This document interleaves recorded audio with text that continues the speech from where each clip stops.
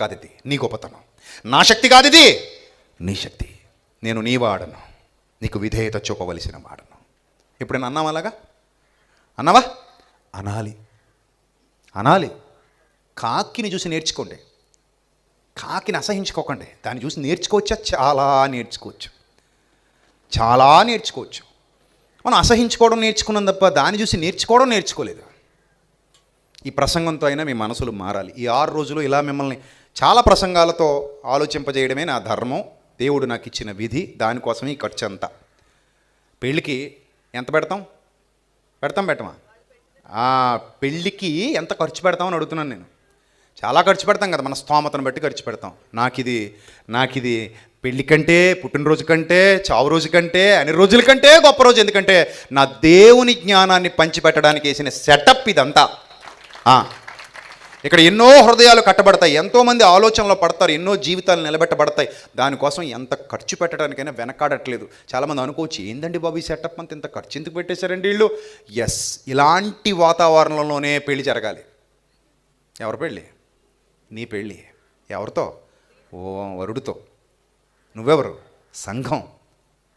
So సంఘానికి ఆ శక్తి సామర్థ్యాలు ఇవ్వాలి అంటే ఈ అలంకరణ జరగాలి. గనుక ఇంత లోతైన విశ్లేషణ. చాలాసార్లు ఈ వచనాలు చదువుకుంటాం కానీ ఇంత డెప్త్కి వెళ్ళాం. మనకు అలా పైపైన వెళ్ళిపోతాం. కానీ లాజికల్గా ఆలోచిస్తూ డెప్త్కి వెళ్తుంటే అర్థం అవుతాం, అమ్మో నేను కాకిని అసహించుకోకూడదు. ఇది కూడా నాకేమి నేర్పిస్తుంది? పాఠాలు నేర్పిస్తుంది, గుణపాఠాలు నేర్పిస్తుంది అవసరమైతే అన్న సంగతి నీకు అర్థం అవుతుంది. రైట్. అందుకే చూడండి ఏమంటున్నాడంటే, కీర్తన గ్రంథం 147 కీర్తన 9వ వచనంలో కూడా అంటాడు, పిల్ల కాకులకు, పశువులకు, పక్షులకు ఆయన ఆహారం ఇచ్చేవాడు అంటాడు. 147 కీర్తన 9వ వచనం. పశువులకును అరచుచుండు పిల్ల కాకులకును ఆయన ఆహారం ఇచ్చేవాడు. కృతజ్ఞత ఉందండి వాటికి. ఇప్పుడు మీరు చెప్పండి, మీకు ఆహారం ఎవరిచ్చారు? చెప్పండి, ఎవరిచ్చారమ్మా మీకు ఆహారం? దేవుడిచ్చాడు. అందుకే అక్కడికి వెళ్ళి శుభ్రం పెట్టించుకుని పడేస్తామా? మొన్ననే కదా చెప్పాను, మనం వేస్ట్ చేసే ఫుడ్తో, ప్రపంచంలో నోరు వేస్ట్ చేసే ఫుడ్తో ప్రపంచం మొత్తం ఆకలి బాధ తీర్చేయచ్చు. అంత ఫుడ్ వేస్ట్ అవుతుంది. మనకు ఫుడ్ విలువ తెలియదు.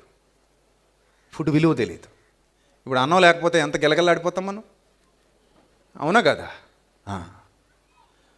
గిలగల్లాడిపోతాం, ఉండలేము. అలాంటి ఆహారం విలువ మనిషికి తెలియక వృధా చేస్తుంటే, కాకికి పెట్టినోడు విలువ తెలిసి కృతజ్ఞత చూపిస్తుందట, ప్రార్థిస్తుందట, మొరపెడుతుంది.